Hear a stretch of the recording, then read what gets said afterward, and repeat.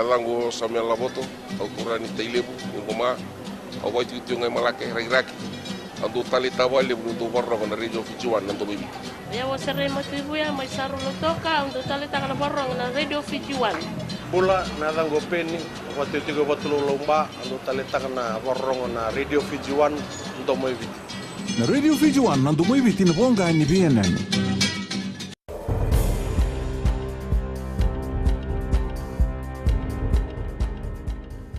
Ni sambulo vinaka sai Kongo na nonda Vakaleleka. Esara tika bube bote aka na company na Tenji Cement Company Limited na simende ena visto ena nonda bono ena singa moniti.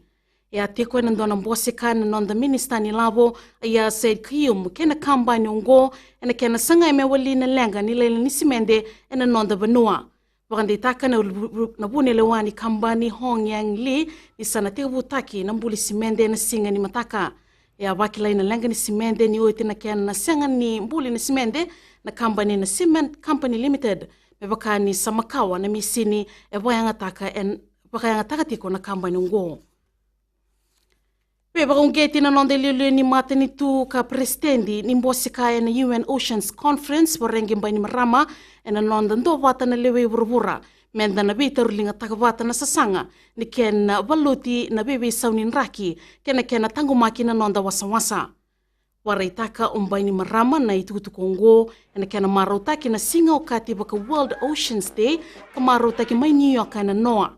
Siwe ndono ndolu na leo ni banua rambumbului na kena sangai me marroi na nonda wasa kena iwe kambula.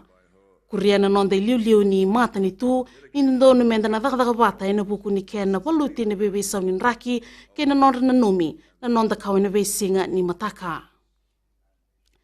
Ekene rei tiko ni rao ni na mbita kendo na ubisa ma Australia kadagadaga tiko en na ngunongo en nonda vanua en buku ni kisi membaleti Aiden Hurtado. Gwe salamureti nga na kena nona mai suli tukutuku na ubisa ngo membaleti Hurtado na turang kambita ki en nona waitabi en kena waka umai wakailawa en nonda vanua na wainganga ni beba matini taki. Tiko na lebo ni wenga ngongo ka batokai na cocaine ena rosa nga bulu 0.5 na kilogramo ka bako iti mai ena tolemba ki sawati. Ena ga ito mani tiko na kena rongo na kisiongo ena singa ni mataka. Ena mata tiko na nonda vanua ena imate ni ngauna na nona lewena na nonda matim ni Vodafone Flying Fijians na Inside Center o Chale Watumbua ena sota kena tim ni Australia na singa ni mataka. Waraitaka na dharuem baki rosa nga bulkali mongo ka angito tiko mai varense ni satu warau ena sotongo. Rano sota na nonda matim ni Vodafone Flying Fijians kena tim ni Wallabies ena 5 na kaloko ena kabi ni mataka ena rara na AM Park in Melbourne. Mai dawe keri na nonda Vakaleleka na keni kuri raunion na gaisema ena steseni na Radio Fijiwan kena mbula FM. Ni bakadeng ubinaka.